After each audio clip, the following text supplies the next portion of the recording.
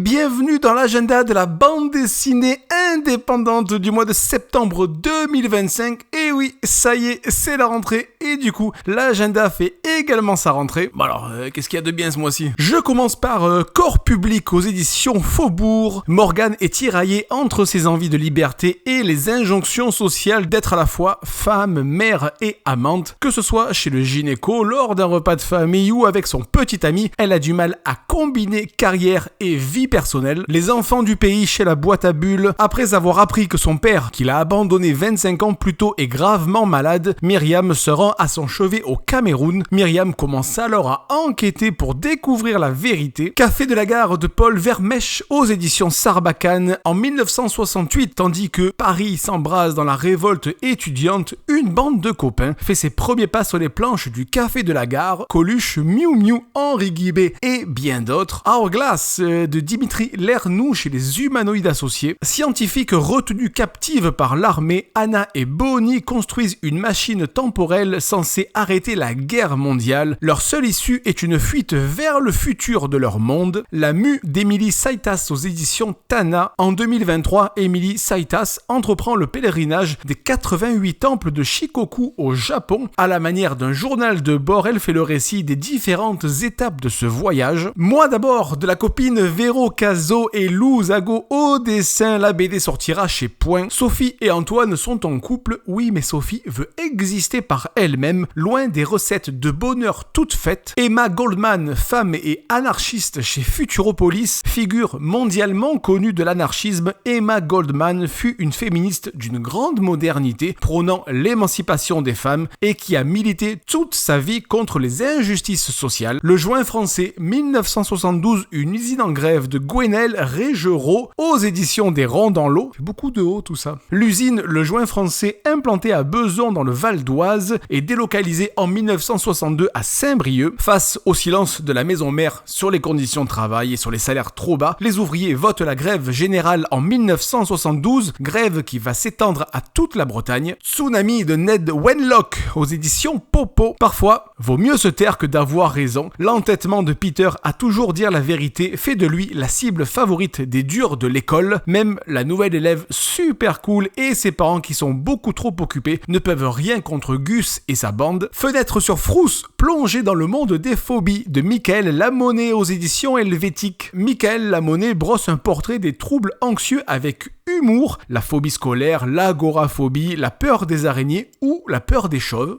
ça existe. Il montre d'où viennent ces peurs, comment elles s'expriment et comment les dépasser. Vendetta aux éditions Phileas. En 2006, à la Nouvelle-Orléans, la fille du gouverneur est enlevée et son garde du corps assassiné. Le kidnappeur se livre aux autorités, mais il veut parler avec Ray Hartman, un obscur fonctionnaire qui travaille à Washington dans la lutte contre le crime organisé. Et enfin, Mauvaise fortune de Fano Loco aux éditions Nada. Au début du XXe siècle, Morning Bird, une jeune indienne rescapée du massacre de sa tribu, et Adelita, vendeuse de rue, vont s'engager dans la révolution mexicaine orchestrée en coulisses par des hommes d'affaires avides de pouvoir et d'argent. C'était l'agenda de la bande dessinée indépendante du mois de septembre 2025. Et oui, comme je l'ai dit, ça y est, on reprend. N'hésitez pas. Vous me dites en commentaire ce que vous avez noté, si éventuellement j'ai raté certains titres. On like, on s'abonne, on partage et tout, etc. Et puis on se dit au mois prochain.